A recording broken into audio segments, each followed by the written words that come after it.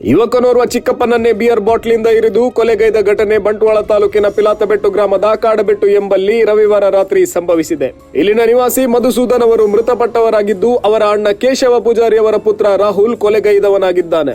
ಕೇಶವ ಪೂಜಾರಿ ಅವರ ಮನೆಯಲ್ಲಿ ರವಿವಾರ ರಾತ್ರಿ ದೈವಕ್ಕೆ ತಂಬಿಲ ಕಾರ್ಯಕ್ರಮ ನಡೆಯುತ್ತಿತ್ತು. ರಾಹುಲ್ ಮತ್ತಿತರರು ಮನೆಯ ಹೊರಗೆ ಕುಡಿದು ಗದ್ದಲ ಮಾಡುತ್ತಿದ್ದರು. ಇದನ್ನು ಆಕ್ಷೇಪಿಸಿದ ಮಧುಸೂದನ್ ಅವರನ್ನು ರಾಹುಲ್ ಕೋಪದಿಂದ ಬಿಯರ್ ಬಾಟಲ್ನಿಂದ ಕುತ್ತಿಗೆಗೆ ಇರಿದು ಸ್ಥಳದಿಂದ ಪರಾರಿಯಾಗಿದ್ದಾನೆ. ಗಂಭೀರ ಗಾಯಗೊಂಡ ಮಧುಸೂದನ್ ಅವರನ್ನು ಆಸ್ಪತ್ರೆಗೆ ಸಾಗಿಸಲಾಯಿತಾದರೂ ಅದಾಗಲೇ ಅವರು ಮೃತಪಟ್ಟಿದ್ದರು. ಮೃತದೇಹವನ್ನು ಮರಣೋತ್ತರ ಪರೀಕ್ಷೆಗಾಗಿ ಬಂಟ್ವಾಳ ಸರ್ಕಾರಿ ಆಸ್ಪತ್ರೆಯಲ್ಲಿ ಇರಿಸಲಾಗಿದ್ದು, ಪುಂಜಾಲಕಟ್ಟೆ ಪೊಲೀಸರು ತನಿಖೆ ನಡೆಸುತ್ತಿದ್ದಾರೆ. ಪರಿಸರದಲ್ಲಿ ಯುವಕರು ಗಾಂಜಾ ಸೇವಿಸುತ್ತಿದ್ದು, ಅದರ ಪರಿಣಾಮದಿಂದ ಕೊಲೆ ನಡೆದಿದೆ ಎಂದು ಸ್ಥಳೀಯರು ಆರೋಪಿಸಿದ್ದಾರೆ.